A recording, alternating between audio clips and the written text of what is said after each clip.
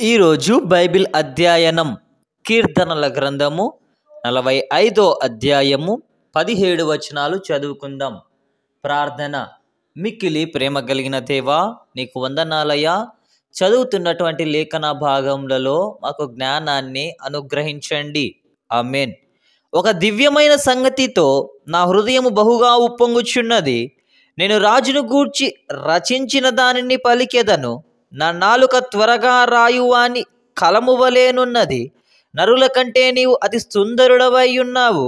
నీ పెదవుల మీద దయారసము పోయబడి ఉన్నది. కావున దేవుడు నిత్యము నిన్ను ఆశీర్వదించును. శూరుడా, నీ కత్తి మొలను కట్టుకొనుము. నీ తేజస్సును, నీ ప్రభావమును ధరించుకొనుము. సత్యమును వినయముతో కూడిన నీతిని స్థాపించుటకు నీ ప్రభావమును ధరించుకొని వాహనమెక్కి బయలుదేరుము. నీ దక్షిణ హస్తము భీకరమైన వాటిని జరిగించుటకు నీకు నేర్పుము. నీ బాణములు వాడిగలవి, ప్రజలు నీ చేత కూలుదురు.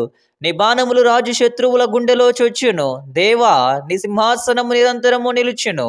నీ రాజదండము న్యాయమైన దండము. నీవు నీతిని ప్రేమించి భక్తిహీనతను ద్వేషించుచున్నావు. కావున దేవుడే చెలికాండ్ర కంటే హెచ్చుగునట్లు నిన్ను ఆనంద తైలంతో అభిషేకించియున్నాడు. నీ వస్త్రములెల్లా గోపరస వాసనే అగరు వాసనే, లవంగి పట్ట వాసనే. దంతముతో కట్టిన నగరులలో తంతి వాయిద్యములు నిన్ను సంతోష పెట్టుచున్నవి.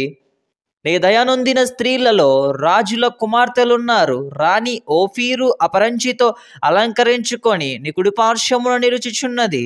కుమారి, ఆలకించుము, ఆలోచించి చెవియొగ్గుము. నీ స్వజనమును, నీ తండ్రి ఇంటిని మరవుము.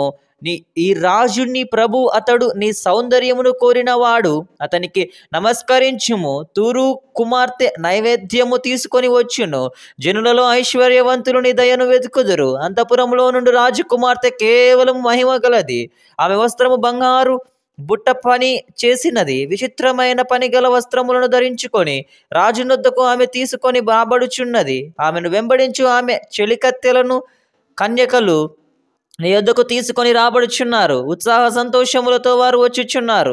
రాజనగరులో ప్రవేశించుచున్నారు. నీ పితరులకు ప్రతిగా నీకు కుమారులందురు. భూమి అందంతటా నీవు వారిని అధికారులుగా నియమించెదవు. తరములన్నిటను నీ నామము జ్ఞాపకముండునట్లు నేను చేయుదును. కావున జనములు సర్వకాలము నీకు కృతజ్ఞతాస్తుతులు చెల్లించెదరు. ఆమేన్. చివరి ప్రార్థన. మిక్కిలి ప్రేమ కలిగిన దేవా, నీకు వందనాలయ్యా. చదివినటువంటి లేఖన భాగములలో మాకు సమృద్ధి అయినటువంటి జ్ఞానాన్ని అనుగ్రహించి ఉన్నారు. అందును బట్టి నీకు వందనాలయ్యా. ఆమేన్.